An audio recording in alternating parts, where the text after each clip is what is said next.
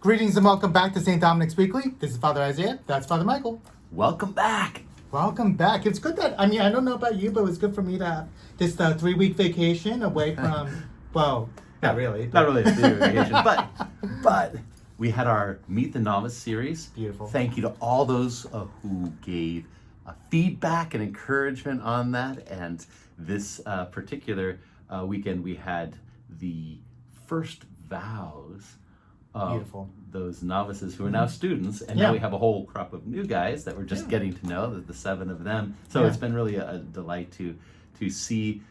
It's kind of like guys that you get to know over a year, and then they kind of go on and they kind of matriculate out into out in the world, go out into the world, and now we get a whole new crop of guys. It's so funny to see the new novices because everything is fresh and new. Right. Mm-hmm. And I think I don't know how you feel about it, but we've been Dominicans for a couple of years.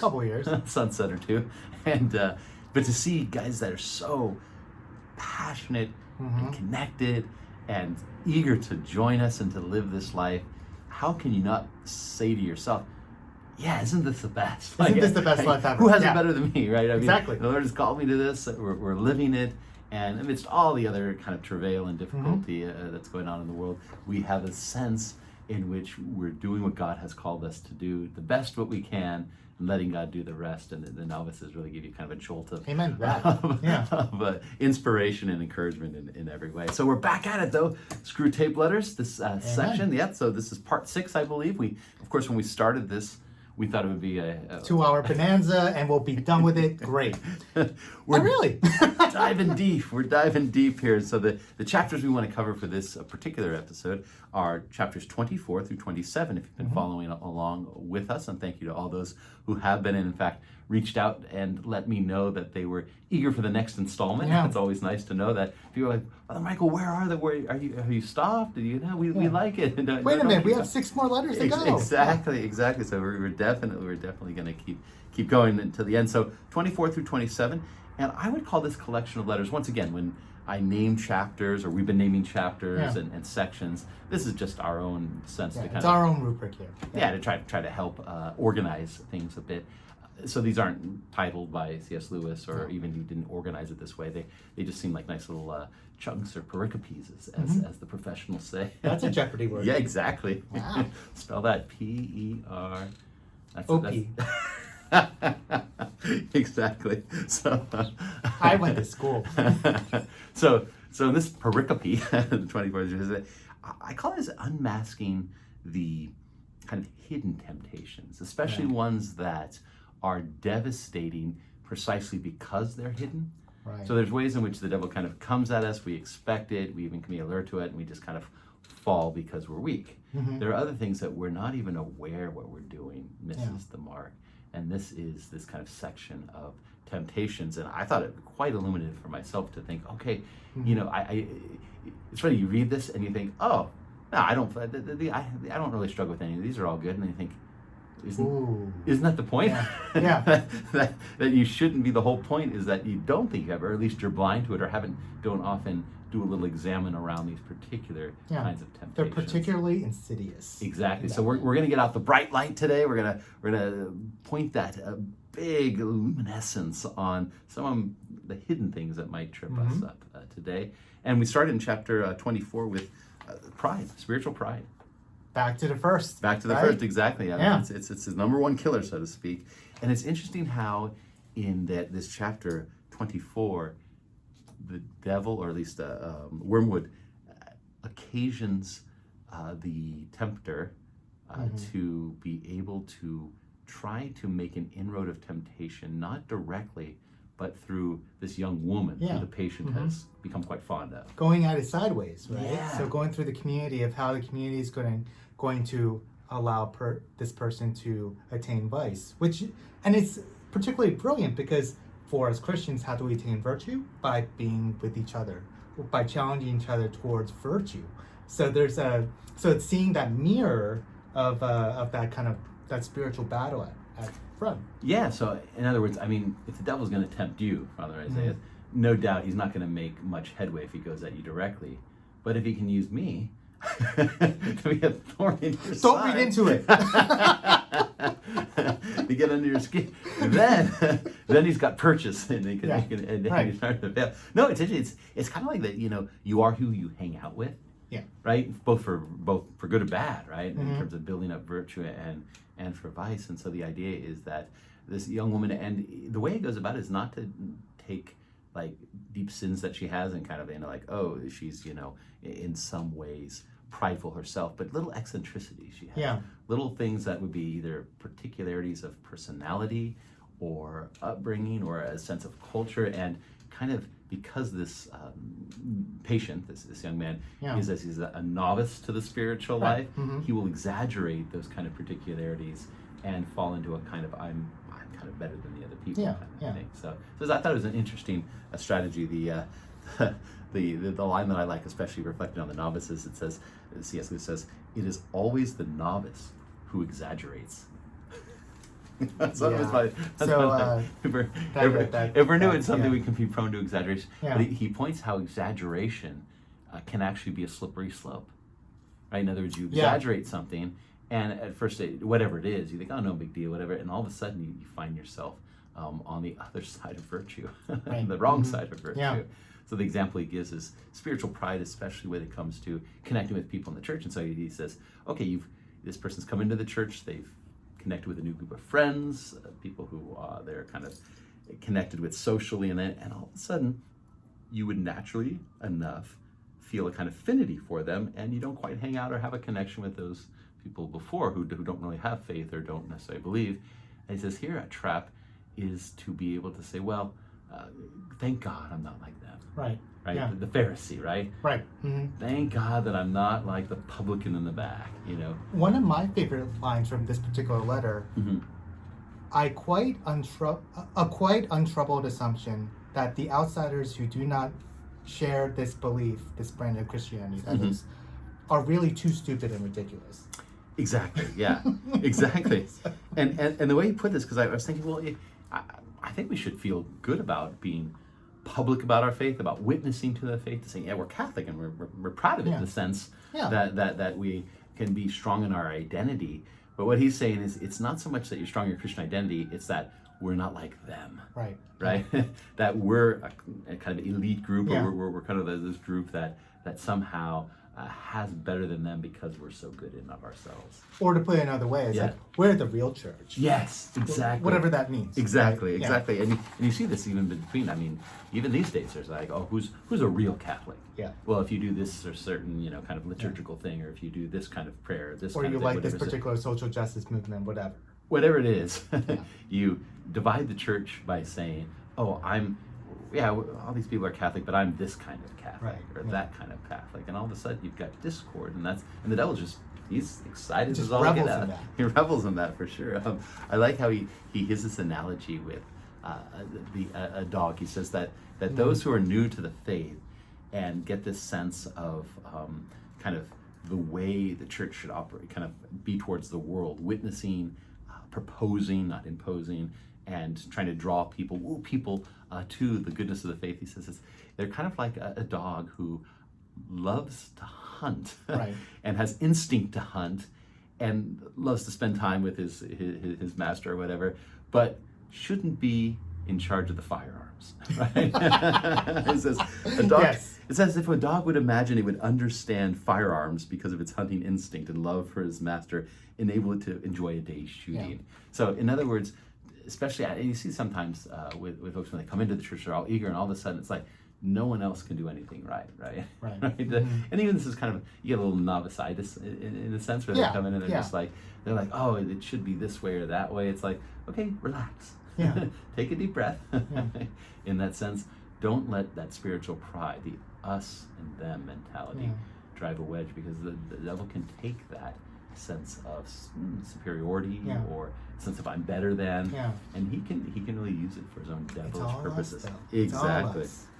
Mm-hmm. I was thinking about another analogy on this, and I was thinking back, if you're in school, like high school or something, you want to be kind of part of the cool crowd, right? Cool kids, The athletes, or the ones who are popular, or buddy or witty or whatever. Yeah. And it's kind of like even in the church, you'll get some of that kind of thing, right? You got those that are like, Yeah, I okay, guess so. I'm Yeah. I'm this kind of I'm part of the church, and this is the kind of person I'm in, Right. and that's good certainly in so many ways. But it's like, oh, well, I don't really associate with that kind of person. I mean, that's where we fall. Exactly. Right? It's like exactly. you can say all you want. I'm this kind of Catholic. That's fine. Exactly. To the point of saying, I don't want to shun those kind of whatever that fam is. Right? Yeah.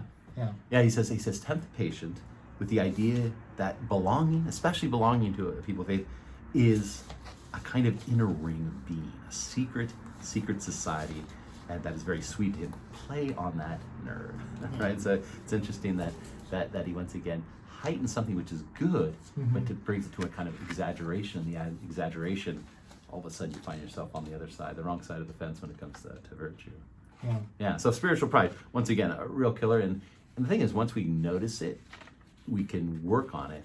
But it's just the very notice. It's so subtle because we think we're thinking, I'm a Catholic, I'm a priest, I'm a preacher. Who more than me is going to be on the side of God, right? And it's like, okay, well, fair enough. But are you already kind of driving a wedge on those who you deem as less than? That's always always a temptation in that way. And he ends the letter kind of transitioning into the next chapter, chapter 25, in the power of, I call that chapter the power of novelty. The power of novelty, or, yes. Okay. Or at least the temptation against the horror of the old same thing. But he does that, and he comes back to this later on, but with a paragraph saying, don't give me any nonsense. This is Screwtape talking to Wormwood. That's right, yeah. Of course, right. Exactly. About the war and how many people died and everything, and it sets up what's going to be a kind of theme that wars, natural disasters, any kind of calamity is very much a two-edged sword when it comes to temptation. Exactly, yeah.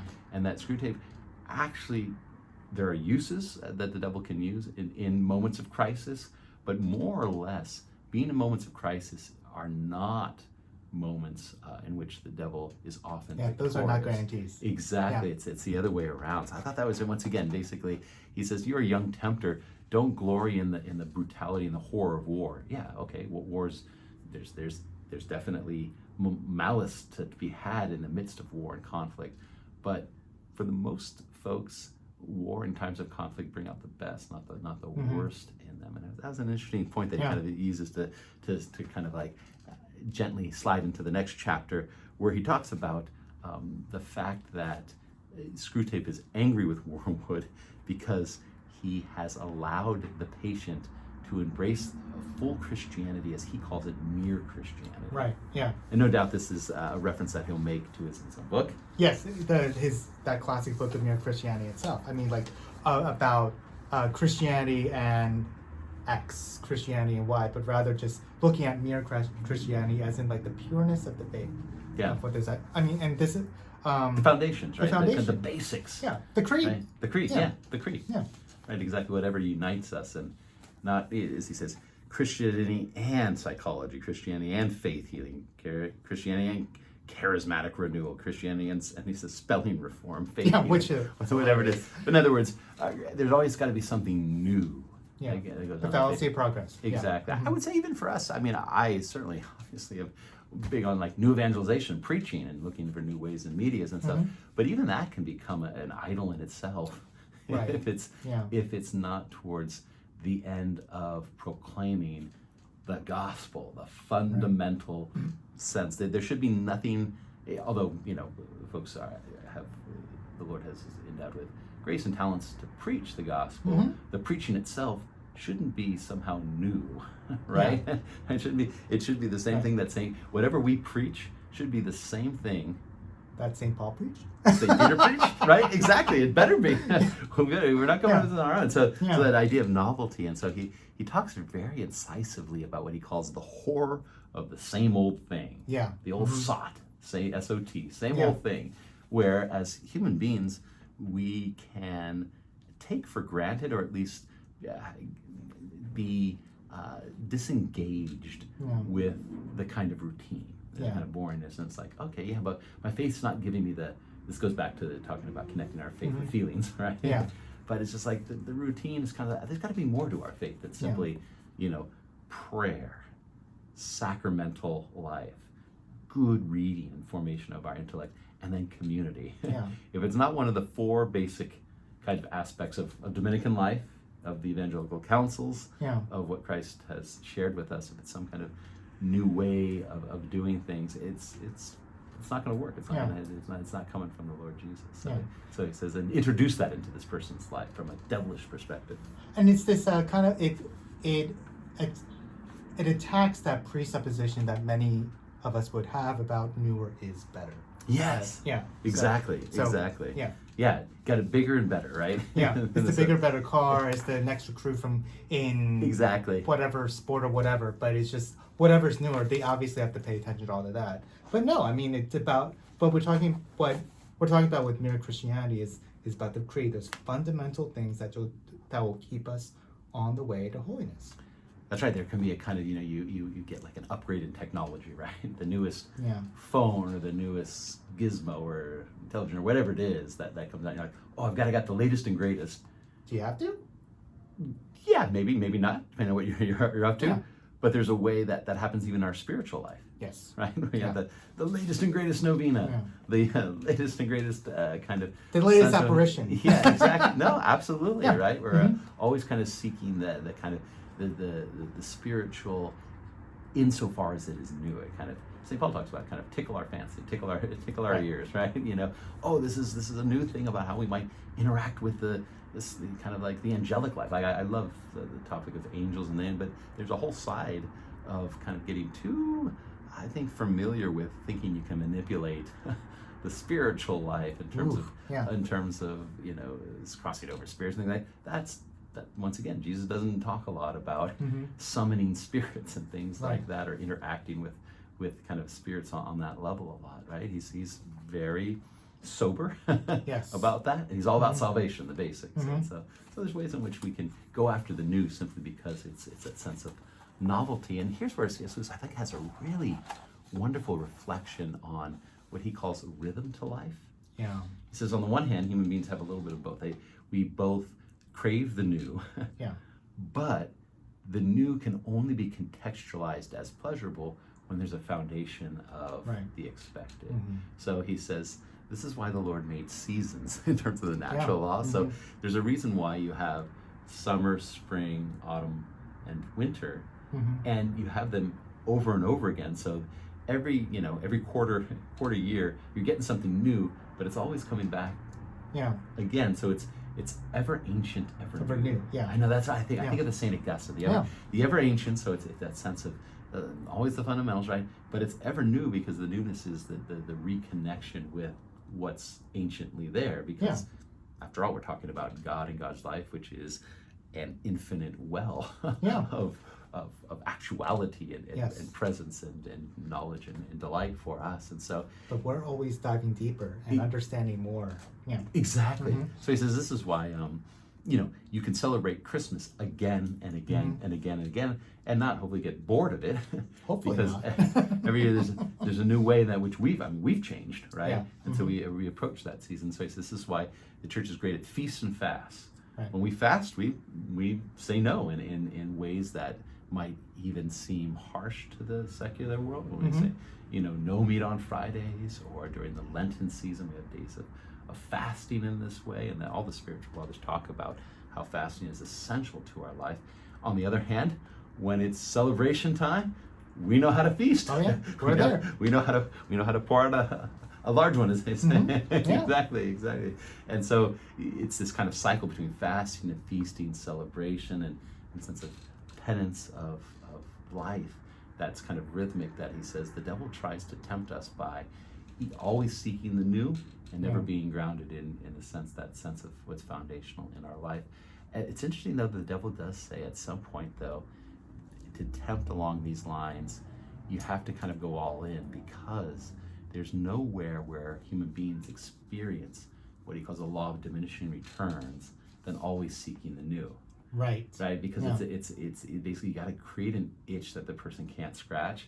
And at some point he says you got to be careful that he doesn't wake up to the point that he sees this, he kind of is aware, like, oh, why am I just chasing after the new, right? So he says you can't be too over the top in creating this. But once again, I mean, we talked about technology and the example of technology. It's like and this is what our advertisement works, we've said this before, but it's creating a desire that we might not naturally have, and that the desire is simply to desire more, right? It's not for anything other than that thing is just something you need to have before you get the other thing, or you get the other thing, the other thing. So it's trying to, for ourselves, to combat this is to say, okay, what we desire is love. What we desire is truth. If you desire, that's an infinite regress, right? But that's what we do. We desire just the next best thing, whatever it is, and it just keeps building and building. And every time we get what we want, the pleasure or the connectivity that's associated diminishes. So we have to get more and more and more and more. It becomes a kind of. And what does that allow us to do? That allows us to not live in the present moment. Yes. Because we're always looking towards tomorrow. Siempre mañana. It's always about tomorrow. But it's just like, but it's true. Tomorrow, I mean, once tomorrow arrives, it's already today, and you're not living today. So, That's right.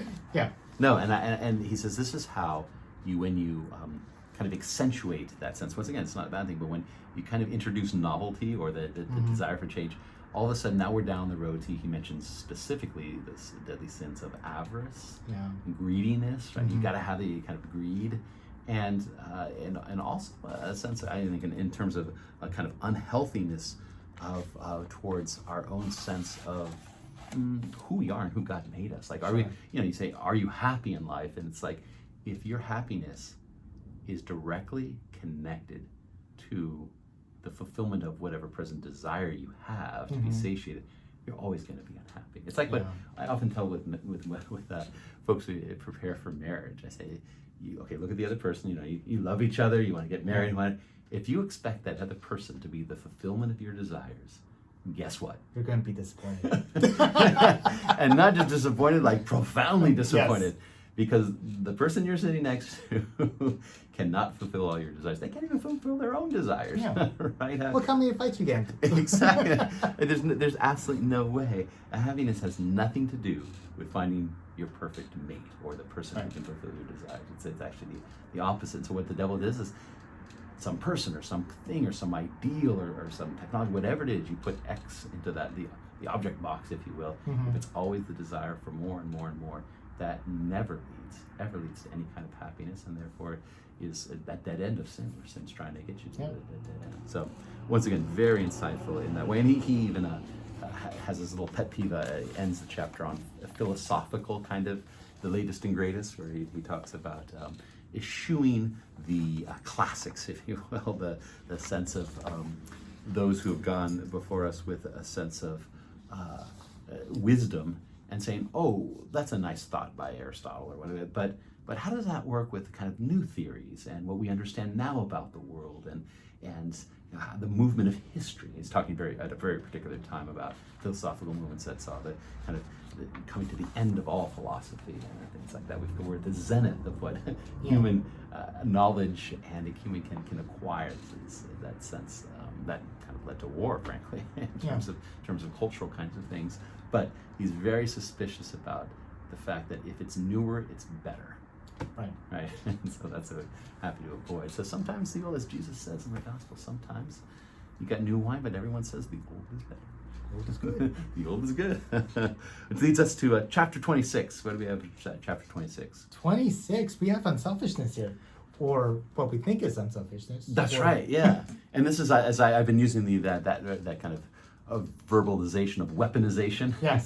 So this is where the devil can weaponize unselfishness. Yeah. He makes an interesting distinction about unselfishness and charity. What do you think of that? Well, I mean, with unselfishness, what he's talking about specifically is putting another person ahead of yourself for credit in heaven. Yeah. Right? Yeah, so, yeah, and that's not charity. Yeah. Charity is to put someone else ahead of you for their sake because you love them and for their own good. But in this way, it's not altruistic as whatsoever. Yeah, and I like how he even does a little linguistical kind of analysis. He says charity, caritas, comes from that word meaning to give of oneself. So you're giving. It's almost a natural goodness gives of itself. It's diffusive of itself, as the philosophers say, right? And whereas he says unselfishness is a negation of a vice, right? So it kind of is a kind of, today's language, has all the virtue signaling. It's politically correct from a Christian perspective in terms of like, he goes, I wish homilists would stop preaching about unselfishness. That makes sense. And I like how he says that because you're negating a vice, and in doing that, you're looking at the virtue the wrong way around. Right. You're looking at what you're giving up, and how aren't I a saint? Yeah, aren't I a saint? Because I'm going to have. Haven't I suffered, right? Yeah. Rather than what I'm giving, it's what I've had to sacrifice for you. Yeah. And in the, if you will, if you see Christianity as a matter of a little bit of a game of like collecting credit points, right? You say, oh, that's one credit. So it's just kind of, it's like the other day when I said, oh, can I go get you a drink out of the refrigerator? And you said, okay. And I basically got closer to heaven because you wouldn't get off the chair, and I did. Mm-hmm. That was me. Better because of that was me being unselfish. I'm not gonna let you forget it. And I got some bubbly water out of it. So why am I to complain? You did. I even let you choose which kind, and I preferred the lemon, but I was unselfish. Take the lemon. Sorry, this is actually a true story. I chose the grapefruit that day. We both have a predilection for the bubbly water. No, you see the point. He gives these Should little I go to Molly examples. Stone to get you some LaCroix? Exactly. I'm a buble man. Not a sponsor. He gives the example of the tea, like taking tea, and he says, okay, you got these guys, and say, oh, should we have tea? And then one person's like, oh, no, I wouldn't want to disturb you. And the other person's like, oh, yeah, come to this. So they both try to outdo each other in this game of unselfishness. And in the end, they end up arguing about who's going to outdo each other in being more unselfish. And they don't end up having tea. Whatsoever. Exactly. And he says the devil's won because he just, once again, that wants to sow chaos and discord. And if he can use unselfishness, which, once again, this is one of those hidden temptations. How can you use the idea of actually, in a sense, sacrificing for others or doing what they want and putting someone else ahead of you? Sounds great. Certainly we preach that kind of thing. Yeah. But if you're doing it because of the intention behind it is the little credit point, the little credit chit. Are you truly doing it for altruistic, charitable reasons? Yeah. For the sake of the other? Yeah. Or is it simply, as you said, it's just so you can get your chit? Yeah. And he says one of the signs of this, I thought this was very practically insightful. One of the signs of this is that we're willing to express, and not in a bad way, just express what we want, express our desires to those whom we love. So he says there's nothing worse than the false kind of like, oh, whatever you want. Now, when you're around people in a polite society, right, everyone kind of defers and demurs kind of thing. But he's got this little line where he just says, I wish that the person would be just a little more expressive about what they really wanted and less kind of false about what they want, under the rubric of, or the guise of being, quote unquote, unselfish. And so I said a little bit of, quote unquote, selfishness actually is not the worst thing in the world, because it's not as if a decision can't be made based on that. I mean, you express your desire, but being honest is in some way gets you out on the wrong foot. So he says, if everyone's kind of looking to put the other person first, he says that's good as it goes, but there's actually being a little bit expressing your desires and saying is actually can be rough in the beginning, because it's kind of go, is this a battle of wills? But it establishes kind of rapport, trust. Yeah. I'm going to tell you where I truly am at. Yeah. Now, if we come to it and I truly make that decision, you know what, I'm going to put your desire here first, that's not a kind of falseness that's there. It's interesting, I take this just to give a very practical example. I've come that was surprising to me the very first time I did pastoral ministry is a couple came to me and they wanted to, one person was Catholic and the other person wasn't Catholic, and the non-Catholic person said, I am eager to join the church, to come into RCIA, so we're going to do RCIA. And I said, okay, that sounds good. And so let's start out. Well, as we began to, I did a little wedding prep and kind of thing, it became very clear to me that the person they weren't upset about it, right? But you could tell the real reason they were entering the church was because of the other person. Yeah.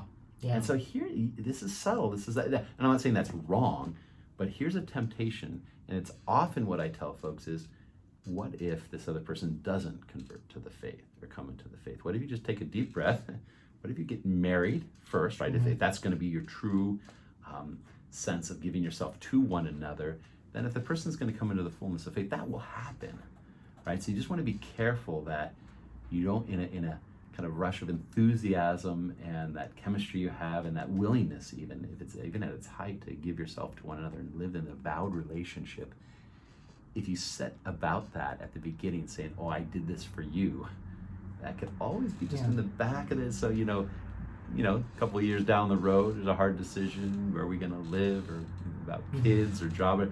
Well, remember, I became Catholic for you. Yeah. Right? Exactly. That's kind of it. The devil's saying, plant those seeds of unselfishness, where you kind of where you do something for the sake of the other person, not because you, in a sense, you see the goodness it gives to the person, but because you're gaining in some way. Right. Yeah. So I thought it was just really, really, really insightful in that way.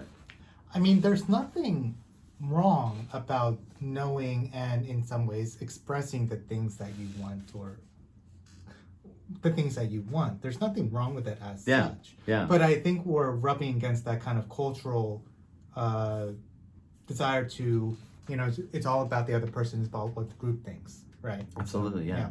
And it's from the perspective of the devil, this is the line I was looking for.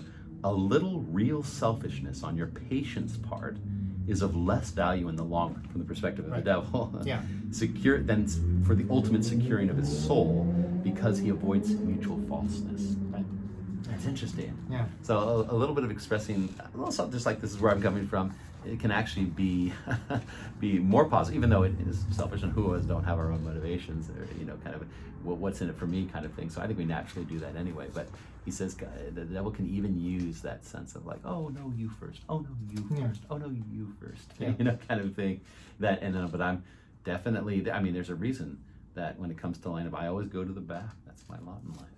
I sacrifice for this community. Everyone else goes through the line. I always hang back. And I'll make sure I'm going to drink all the lemon flavored bubbly water. For your own good. I got cash. I got spiritual cash money with the way I treat it. I'm so unselfish. No, you see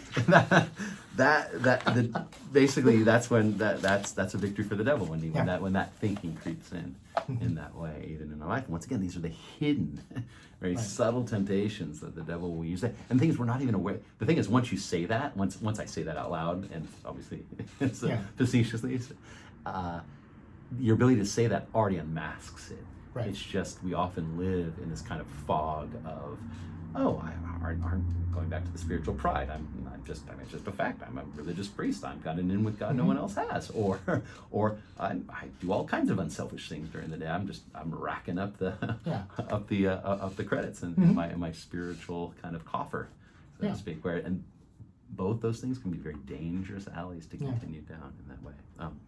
27. So that leads us to the next chapter. The Impotence of Ignorance. That's what I named this chapter. Say that again. I know. Impotence of Ignorance. I'll be honest. I was going for a little alliteration there. Really?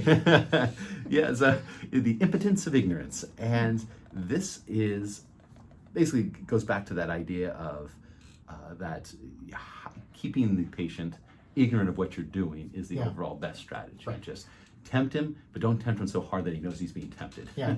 Temptation, the subtlety of it all. Yeah. A temptation which is uncovered just blows you out of the water, because now the person realizes, hey, I'm being tempted, I'm failing here, I need to course correct. Right. So never let the subject who's being tempted realize he's being tempted, and that there's something to admit that there's a problem. It's like the first step of AA, right? Admitting there's a problem. The same thing for our spiritual life. The first step to spiritual growth is admitting where we're tempted. Right. Yeah. And being aware of it and honing in on it. Because if we think, oh yeah, not a lot of temptation in my life, pretty kind of, you know what? Being tempted all the time, but you're just not aware of those temptations, right? Yeah. I mean, if it's true for sin, if as the scriptures say, there are ways in which we act selfishly, reliably. You say, I'm without sin. Well, the Bible say no, but we are tempted far more than we sin. Mm-hmm.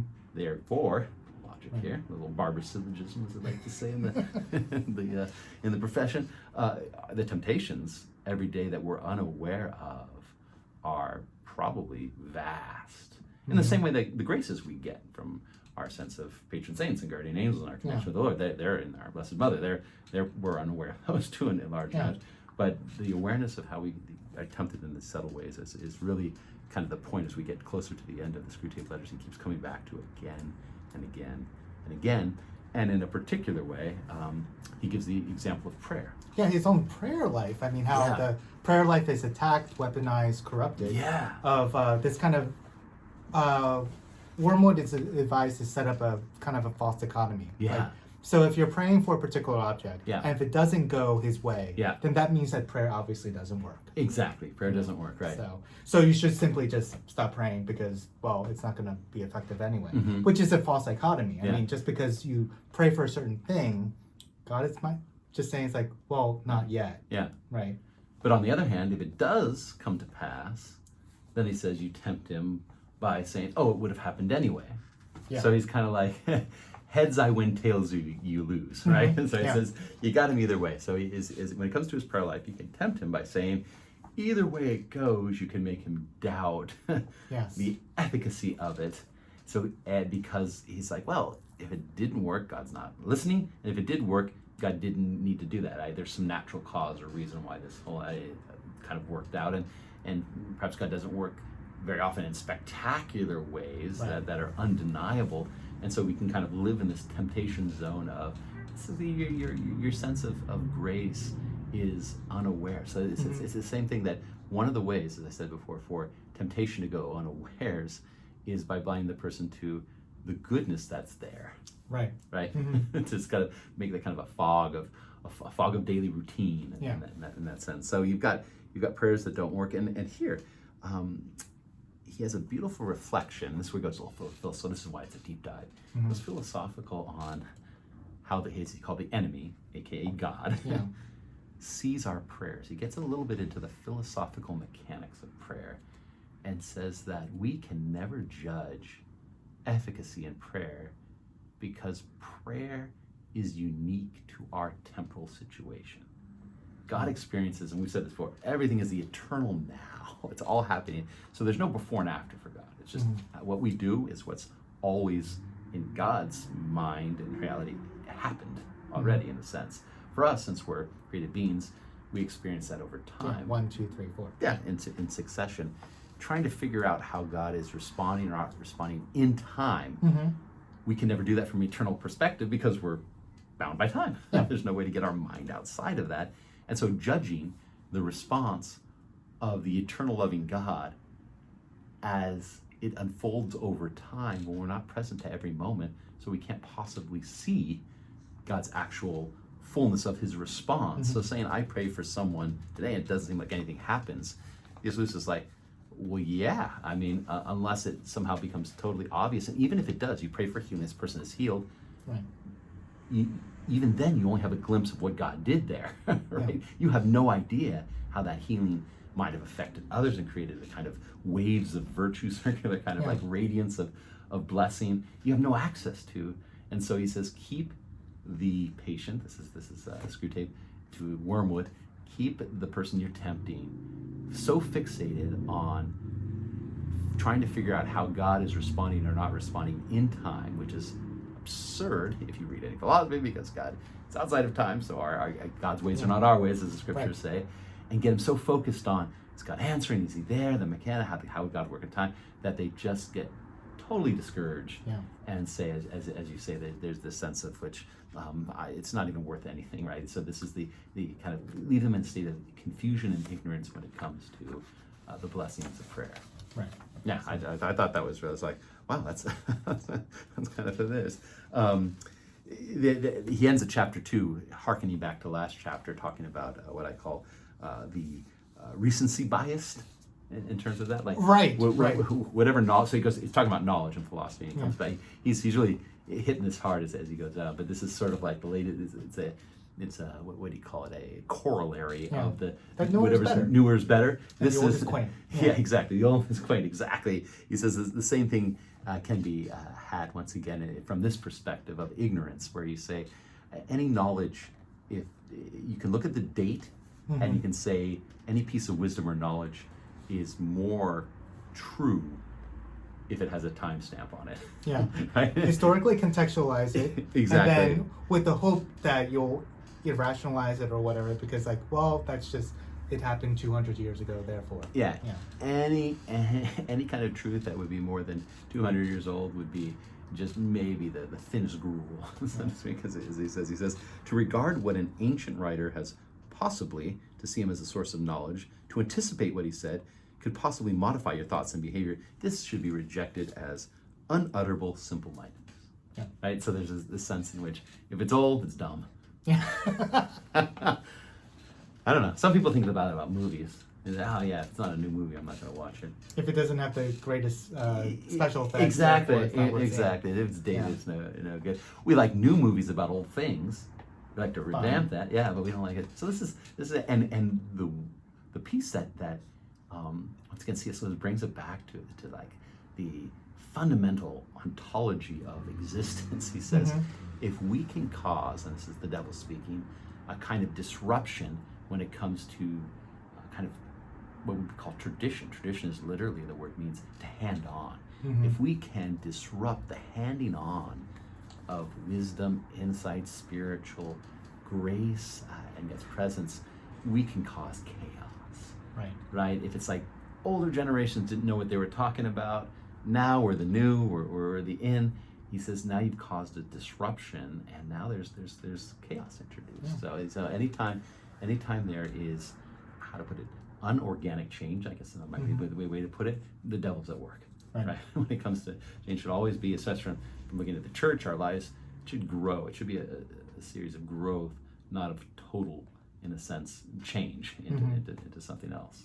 So I thought that was once again a kind of generational bias. If you're new, you're better in that way. So these hidden things are all, I thought, really, I don't know, for me when I was reading this, I was like, ooh, okay. Yeah. Pride, kind of looking to the latest and the greatest, looking at the ways in which I can count the unselfishness in my life, and basically trying to figure out the why. I guess we've said that before. Yeah.